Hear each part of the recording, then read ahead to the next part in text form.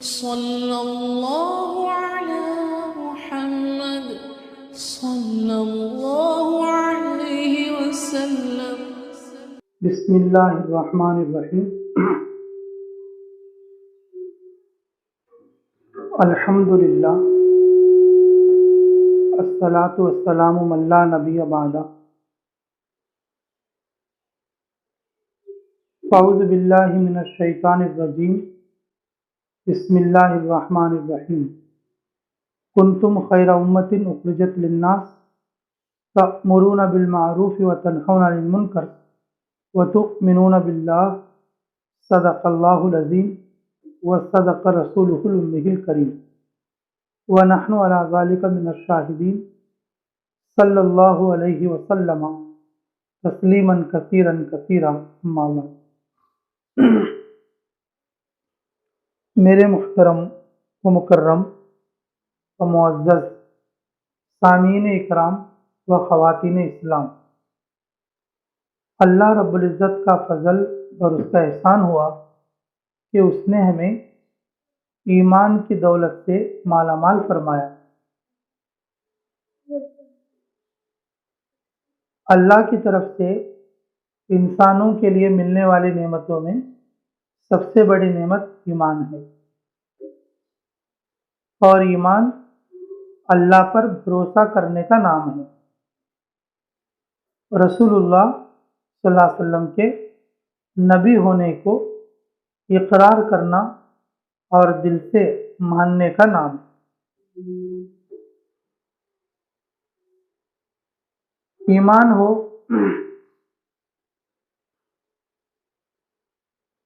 تو نیکیوں میں اجر ملتا ہے.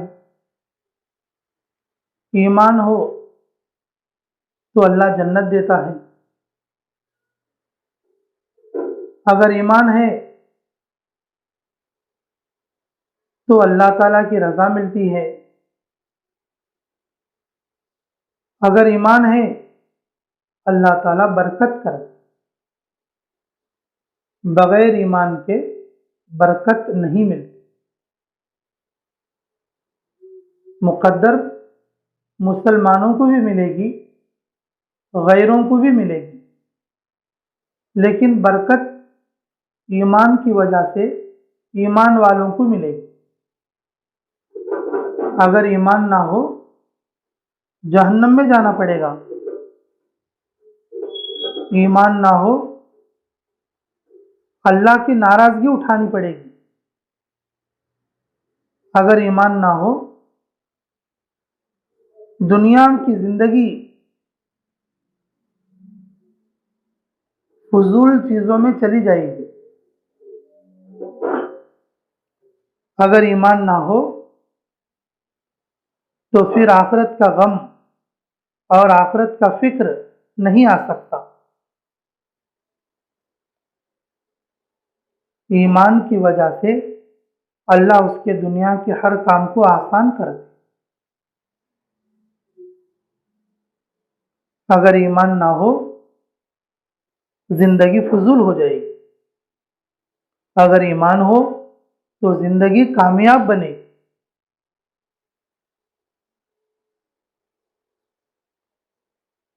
ایمان اصل سرمایہ ہے.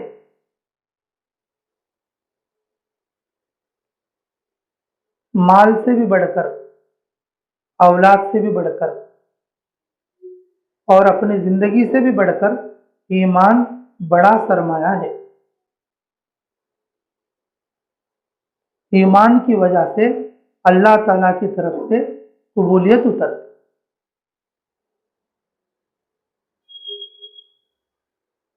ماشاء اللہ. ابھی پچھلے دنوں میں بہت سارے حالات آئے. بیماری کے نام پر آئے، لاک ڈاؤن کے نام پر آئے. کیسے کیسے حالات سے ہم گزرے، لیکن ایمان والوں کا کوئی بھی کام ناغا نہیں ہوا. اور جو لوگ اپنے ایمان میں کچے تھے وہ اپنے کاموں کو پورا نہیں کر سکتے. ایک ہوتی ہے ضرورت ایک ہوتی ہے مقصد، کھانا یہ ضرورت ہے، سونا یہ ضرورت ہے، پینا یہ ضرورت ہے، پہننا یہ ضرورت ہے، گھر میں رہنا یہ ضرورت ہے۔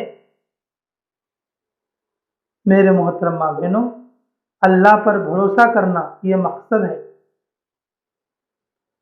رسول اللہ صلی اللہ علیہ وسلم کی رسالت کا یقین کرنا یہ مقصد ہے۔ نماز پڑھنا یہ مقصد ہے، روزہ رکھنا یہ مقصد ہے۔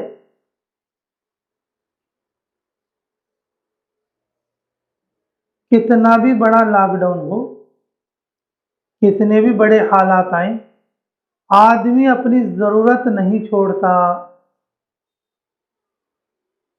آدمی اپنی ضرورت نہیں چھوڑتا۔ اور ایمان کا تقاضا یہ ہے، ضرورت چاہے چھوڑ دے، مقصد نہ چھوٹے۔ خود رسول اللہ صلی اللہ علیہ وسلم آپ کے گھر میں 2 مہینے چولہا نہ جلے، کوئی پکی ہوئی چیز نہ کھا سکے، پانی پینا، اگر کہیں سے کچھ مل گیا تو کھجور کھا لینا۔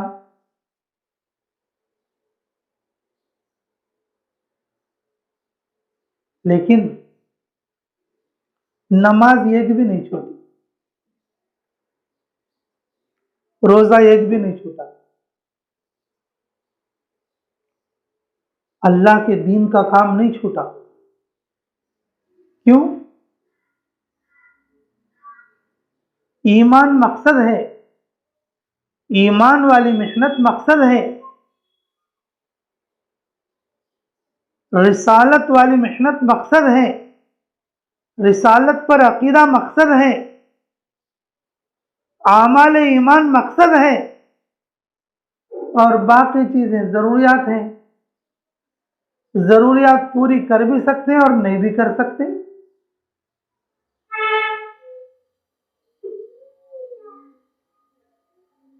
رات میں سو جانا یہ ضرورت ہے، لیکن رسول اللہ صلی اللہ علیہ وسلم پوری رات جاگ کر اللہ کے سامنے عبادت کرتے،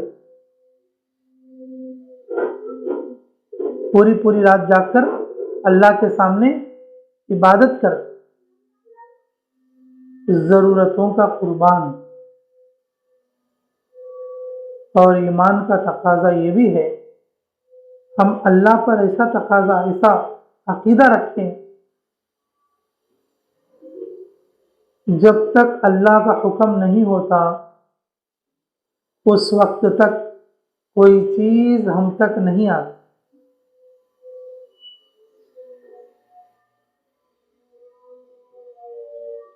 رسول اللہ صلی اللہ علیہ وسلم کے زمانے میں، رسول اللہ صلی اللہ علیہ وسلم کے زمانے میں اونٹوں کو ایک مرتبہ خارش ہوئی، اونٹوں کو ایک مرتبہ خارش ہوئی۔ صحابہ پہنچے رسول اللہ صلی اللہ علیہ وسلم کے پاس، میں نے کہا یا رسول اللہ اونٹوں کو خارش ہوئی ہے، خارش ہوئی ہے۔ اچھا کیسے ہوئی؟ کہ پہلے ایک اونٹ میں ہو گئی تھی اور پھر اس کی طرف سے سارے اونٹوں کو ہو گئی۔ تو رسول اللہ صلی اللہ علیہ وسلم نے پوچھا اچھا بتاؤ یہ جو پہلے اونٹ میں جو خارش ہوئی ہے یہ کیسے ہوئی ہے؟ بولے اللہ کے امر سے ہوئی ہے۔ میرے عزیزو، پھر فرمایا یہ جو باقی اونٹوں کو جو ہوئی ہے یہ اللہ کے امر کے بغیر ہو جائے گی، اللہ کے حکم کے بغیر ہو جائے گی؟ نہیں، ایک آدمی سے دوسرے آدمی کو بیماری نہیں لگتی جب تک کہ اللہ کا حکم نہ ہو، جب تک کہ اس کے لیے اللہ کا حکم نہ چلے۔ اللہ کے حکم کے بغیر پتا بھی نہیں ہل سکتا، تو پھر بیماریاں کیسے چلتی؟ شیطان ہمیں دھوکے میں ڈالتا، اعمال سے غافل کرتا. شیطان ہمیں دھوکے میں ڈالتا اور اعمال سے غافل کرتا کہ چلو حالت ٹھیک نہیں ہے نماز مت پڑھو، چلو حالت ٹھیک نہیں ہے اجتماع مت کرو، چلو حالت ٹھیک نہیں ہے تعلیم مت کرو، چلو حالات ٹھیک نہیں ہے روزے نہ رکھو، چلو حالات ٹھیک نہیں ہے اور کوئی بھی دین کا کام نہ کرو، دنیا کی ہر ضرورت پورا کرو، دین کا کوئی کام نہ کرو. دیکھو شیطانی دھوکہ کس قدر ہے. میرے محترم ماں بہنوں، یہ جو دینی امور ہیں، نماز پڑھنا، روزے رکھنا، زکوٰۃ دینا، حج کرنا، یہ احکام ہیں. اور اسی طریقے سے ایمان بنانے کی محنت کرنا، تعلیم کے حلقے لگانا، ایمان کے حلقے لگانا، قرآن کے حلقے لگانا، اپنے ایمان کو تازہ کرنے کے لیے اللہ کی تعریف کے حلقے لگانا، یہ ہمارا مقصد ہے. ایمان بڑھانے کے لیے یہ مقصد ہے اور مقصد کو کبھی نہیں چھوڑا جائے. ضرورت قربان کی جا سکتی ہے لیکن مقصد نہیں چھوڑا جا سکتا. اور جو لوگ اس کو مقصد نہیں سمجھے تو پھر چھوڑ سکتے ہیں، اور جو لوگ اس کو مقصد نہ سمجھے تو پھر وہ چھوڑ دیں گے، وہ دور ہو جائیں گے، یہاں تک کہ محروم ہو جائیں گے. میرے محترم ماں بہنوں، ہم سوچتے ہیں کہ چلو چند دن کے بعد ہم پھر شروع کریں گے، چند دن کے بعد پھر ہم جماعت میں جائیں گے، چند دن کے بعد پھر ہم دوسرے کام اعمال کر لیں گے. ہم یہ سوچ کر دور ہٹیں، لیکن اللہ کی مشیت کا ہمیں نہیں پتہ، اللہ کی مشیت کا ہمیں نہیں پتہ کہ ہم ان اعمال سے محروم ہو چکے ہیں، اللہ نے ہمیں دور کر دیا. اللہ جب کسی سے ناراض ہوتے، اللہ جب کسی سے ناراض ہوتے اور اس کو اعمال سے محروم کرتے، ایمان سے محروم کرتے.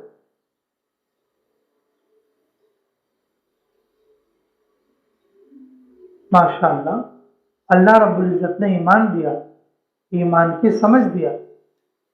ایمان مقصد ہے، ایمانی اعمال مقصد ہے، اور ایمان کا تقاضا ہے کہ ہم مقصد پر باقی رہیں. ضروریات کو آگے پیچھے کر لیں لیکن مقصد کو نہ چھوڑیں، مقصد کو نہ چھوڑیں، کیونکہ ایمان سے جنت ملے گی، ایمان کی وجہ سے برکت ملے گی، ایمان کی وجہ سے اللہ کی رضا ملے گی، اور ایمان کی وجہ سے ہمیں سنت پر چلنے کی توفیق ملے گی. اگر ایمان نہ ہو تو پھر جہنم کا گڈھا ہے، اگر ایمان نہ ہو تو پھر برکت نہیں بلکہ صرف آدمی مقدر پر رہے گا. اگر ایمان نہ ہو تو انسان کا مقصد فوت ہو جائے، انسان کا مقصد فوت ہو جائے.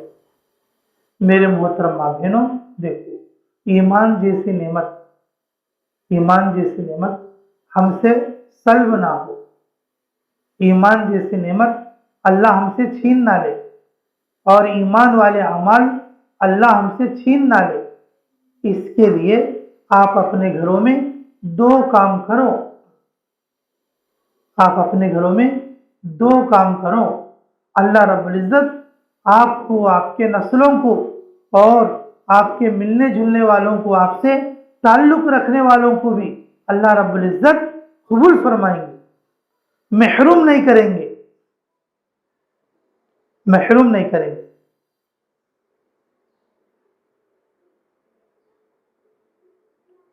میرے محترم ماں بہنوں، آپ کو دو کام کرنا ہے تاکہ اللہ آپ کو ایمان کے ساتھ رکھے، ایمان کے تازگی کے ساتھ رکھے اور اللہ آپ کو مستجاب بنائے. اس کے لیے آپ کو اپنے گھر میں دو کام کرو. پہلا کام ہے گھر کی تعلیم کرنا، بہت بڑا کام ہے، ہر ایک کو اس کی توفیق نہیں ملتی۔ جس گھر میں چھوٹے بچے ہوں، جس گھر میں چھوٹی بچیاں ہوں، جس گھر میں بڑی عمر کے بوڑھے ہوں اور جس گھر میں بڑی عمر کی بوڑھیاں ہوں، سب ایک ساتھ بیٹھ کر اللہ کے نبی کی حدیثیں اگر سنی جائیں گی، اللہ کو پیار آ جائے گا۔ ہمارے گھر سے لے کر آسمان تک، ہمارے گھر سے لے کر آسمان تک فرشتوں کا تانتا بن جائے،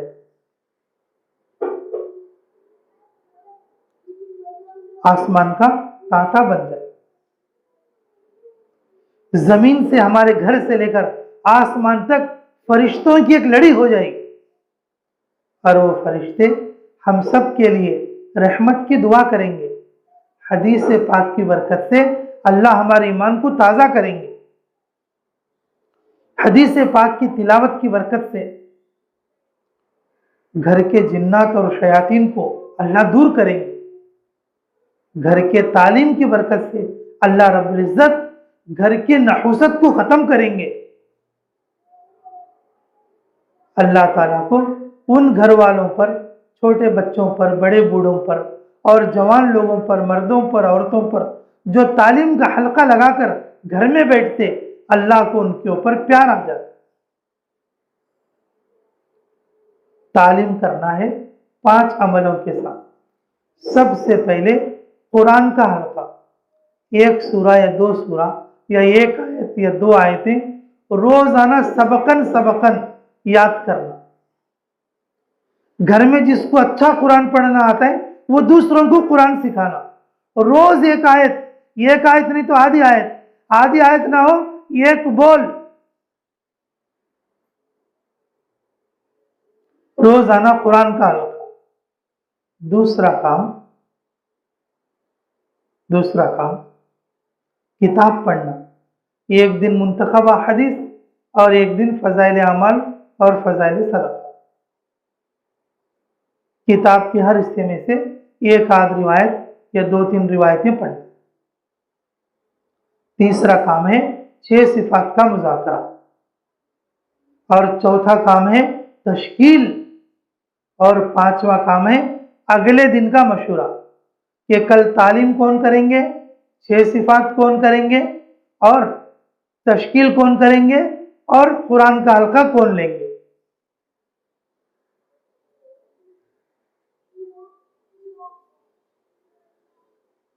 یہ 5 کاموں کے ساتھ اپنے گھر میں تعلیم کرنا، اللہ رب العزت محروم نہیں کریں گے، یاد رکھو یہ بات۔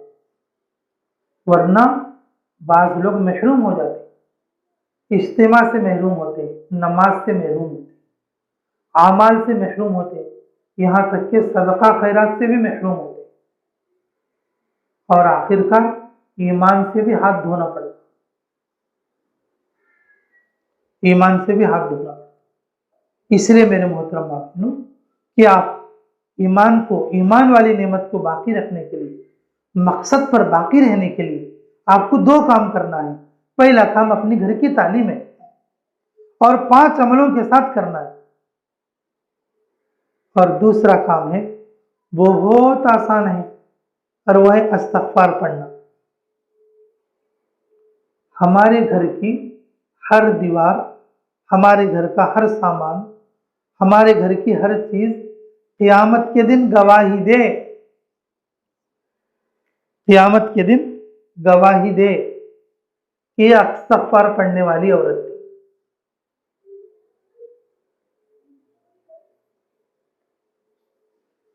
رسول اللہ صلی اللہ علیہ وسلم نے قیامت کے قریب عذابوں کا ذکر کیا، عذابوں کا ذکر کیا۔ اما جان عائشہ رضی اللہ عنہا رونے لگے، یا رسول اللہ، نیک لوگوں کے موجود ہوتے ہوئے بھی کہ اللہ کے عذابات گھروں میں آئیں گے، نیک لوگوں کے موجود ہوتے ہوئے اللہ کے عذاب ہماری بستیوں پر آئیں گے؟ تو کہا عائشہ جب دنیا میں برائی عام ہو جائے گی تو پھر نیک لوگوں کو بھی برے لوگوں کے ساتھ ہلاک ہونا پڑے گا، محروم ہونا پڑے گا۔ اما جان عائشہ رضی اللہ عنہ نے کہا یا رسول اللہ کچھ تو بچنے کی شکل ہوگی، تو فرمایا رسول اللہ صلی اللہ علیہ وسلم نے جب تک استغفار کرنے والے لوگ موجود رہیں گے اللہ محروم نہیں کریں گے، عذاب میں مبتلا نہیں کریں گے۔ جس گھر میں استغفار کرنے والے لوگ ہوں گے اللہ اس گھر پر بلا نہیں بھیجے گا۔ جس گھر میں استغفار پڑھنے والی عورتیں ہوں گی اس گھر پر نحوست نہیں آئے گی۔ جس گھر میں استغفار پڑھنے والی بوڑھیاں اور بچیاں ہوں گی اللہ رب العزت اس گھر میں برکت بھیجیں گے۔ جس گھر میں استغفار پڑھنے والی عورتیں ہوں گی اس گھر کی طرف تکلیفیں نہیں آئیں گی، اللہ ان گھر والوں کو محروم بھی نہیں کرے۔ استغفار پڑھنے کے 4 فائدے ہیں۔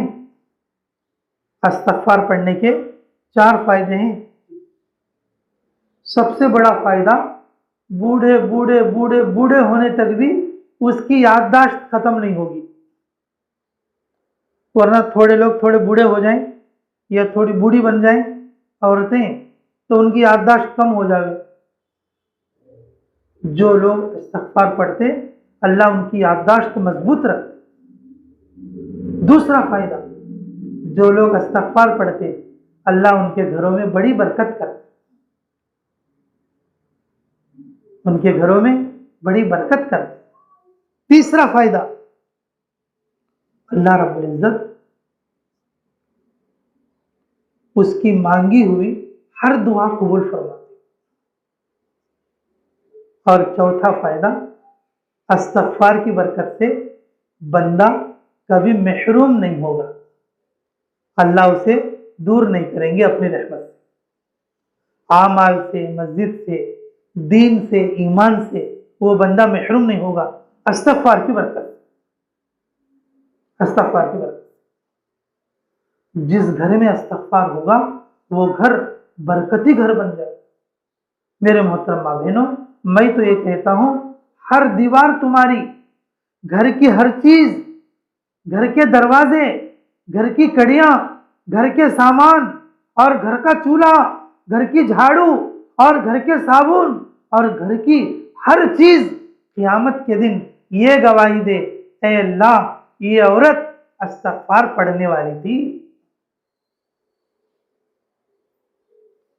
تھوڑے دن تم استغفار کرو گے پھر تم خود دیکھو گے استغفار کا کیا مزہ ہے۔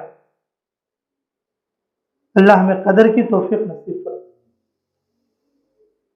کتابوں میں ایک واقعہ لکھا ہے، یہ 4 اماموں میں سے ایک امام صاحب کا ہے اور ہم احمد ابن حنبل کے تعلق سے بول لیں گے، مطلب انہوں بھی ہو سکتے ہیں کوئی دوسرے امام اور بھی ہو سکتے ہیں، اور ہمارے 4 اماموں میں سے ہی ایک امام کو، اور غالباً مجھے یہی یاد ہے اس لیے میں بول رہا ہوں۔ ایک غریب آدمی تھا،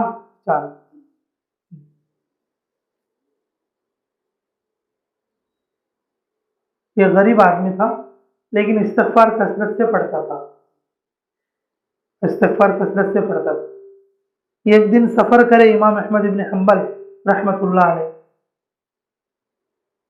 سفر میں ساتھ کوئی نہیں تھے، ایک جگہ پہنچ کر رات ہو گئی، قیام کیا۔ مسجد میں وہاں کے مقیم لوگوں نے کہا کہ وہ مسافروں کو ہم اپنی مسجد میں نہیں ٹھہراتے، تم باہر چلے جاؤ۔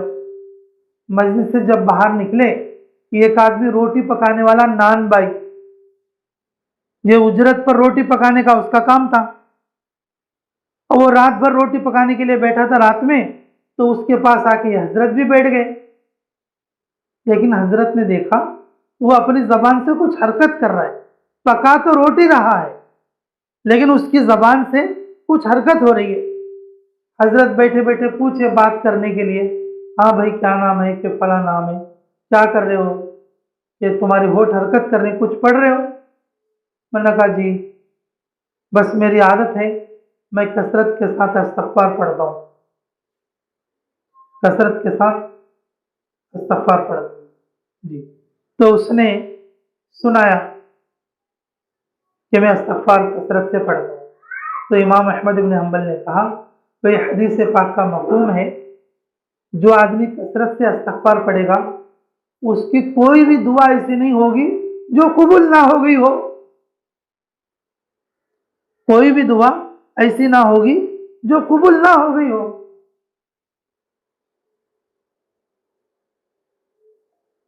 تو اس نے کہا کہ جی مجھے بتانے والوں نے ایسے ہی بتایا تھا، اسی لیے میں استغفار پڑھ بھی رہا ہوں۔ اللہ کے فضل سے میں 3 مقصدوں کے لیے میں یہ پڑھ رہا تھا، اور 3 مقصدوں میں سے 2 مقصد پورے ہو گئے میرے، اور تیسرا مقصد پورا نہیں ہوا۔ پہلا مقصد تھا جو بھی اس نے بتایا کہ میرا نکاح ہو جائے، اور دوسرا مقصد تھا میرے لیے روزی کا کچھ کام لگ جائے۔ اچھا، تیسرا مقصد تھا کیا تھا؟ بولے کہ اس وقت کے بہت بڑے عالم ہیں احمد ابن حنبل، ان سے ملاقات کا ارادہ ہے، لیکن وہ دور شہر میں رہتے ہیں، میں غریب آدمی ہوں اور میں اتنی دور نہیں جا سکتا، لیکن میں پیسے جمع کر رہا ہوں، اور اللہ اپنے فضل سے اور مجھے لے جائے۔ اللہ کے فضل سے میرا نکاح بھی ہو گیا اور میرے لیے روزی کا کچھ انتظام بھی لگ گیا، اب بس وہ ایک دعا ہے جو میرے دل میں باقی رہ گئی ہے۔ سامنے بیٹھے تھے امام احمد بن حنبل، انہوں نے کہا اللہ کے بندے تو واقعی مستجاب الدعوات ہے۔ میں نے کہا کیوں؟ اللہ رب العزت نے میرے دل میں تقاضا پیدا کیا، اللہ رب العزت نے میرے دل میں خیال ڈالا، سفر پہ لے آیا اور مسجد آئے، اور مسجد سے انہوں نے باہر نکالا، اور پھر میں آ کے تیرے پاس بیٹھ گیا۔ اے اللہ کے بندے، تیرے استغفار نے اور مجھے اپنے شہر سے نکال کر تیرے گھر پہنچا دیا، میں ہی امام احمد ابن حنبل ہوں، تیرے استغفار کی وجہ سے تیری دعا قبول ہو گئی۔ وہ اللہ کا بندہ بہت خوش ہو گیا اور اپنا روٹی پکانا چھوڑ کر حضرت سے آ کے مصافحہ کیا، معانقہ کیا، اور حضرت سے تبرک حاصل کیا، اور اپنے استغفار پر اللہ تعالیٰ کا شکر ادا کیا۔ میرے محترم ماں بہنوں، ہر ایک کی کوئی نہ کوئی ضرورت رہتی ہے، ہر ایک کی کوئی نہ کوئی حاجت رہتی ہے، وہ کیا سوچتی رہتی ہے میری یہ بات پوری ہو جائے اور میرا یہ مقصد پورا ہو جائے، میرا یہ مقصد پورا ہو جائے۔ لیکن میرے محترم ماں بہنوں، یہ مقصد پورا ہونے کے لیے ہم دنیا میں آگے بڑھتے رہتے ہیں، لیکن اعمال میں آگے نہیں بڑھتے۔ مال زیادہ ہونے سے لوگ سمجھتے ضرورت پوری ہوں گی، نہیں میرے محترم ماں بہنوں، اعمال کے کرنے سے اللہ ہمیں اطمینان دے گا، اس اطمینان کی وجہ سے ہماری ضرورتیں پوری ہوگی، اللہ ہمارے لیے قلبی سکون عطا کرے گا۔ تو میرے محترم ماں بہنوں، یاد رکھو، آپ لوگوں کو اللہ تعالیٰ ایمان سے محروم نہ کرے، اللہ ہم لوگوں کو، ہم سب کو ایمان سے محروم نہ کرے اور ایمانی اعمال سے محروم نہ کرے۔ اس کے لیے 2 کام میں نے بتائے۔ پہلا کام تھا گھر میں تعلیم کرنا 5 اعمال کے ساتھ، اور دوسرا کام تھا گھر کی عورتیں اور گھر کے لوگ، گھر کے چھوٹے بچے، گھر کی بوڑھی عورتیں استغفار کو لازم پکڑیں، اور استغفار کے 4 فائدے بھی میں نے بتائے۔ اللہ اس کا دماغ ٹھکانے پر رکھیں گے، برکت دیں گے، اللہ رب العزت حافظہ قوی رکھیں گے، اللہ اس کے لیے برکت دیں گے، اور تیسرا اللہ رب العزت اسے محروم نہیں کریں گے، اور چوتھا اس کے دل میں کوئی بھی خواہش ایسی نہیں رہے گی جو پوری نہ ہوئی ہو، اللہ اس کی ہر جائز دعا کو قبول کرے گا، مستجاب الدعوات بنا دے گا۔ میرے محترم ماں بہنوں، ہمیں یہ بات سمجھنا چاہیے، ایمان ہماری بہت بڑی نعمت ہے، ایمان بہت بڑی نعمت ہے، اور وہ ایمان باقی رکھنے کے لیے 2 کام میں نے بتائے ہیں، لیکن ایمان بڑھانے کے لیے ایمان سیکھنے کے لیے میرے محترم ماں بہنوں اللہ کے راستے میں نکلنا پڑے گا۔ گھر بیٹھے یہ چیز نہیں آئی، گھر بیٹھے یہ چیز نہیں آئی۔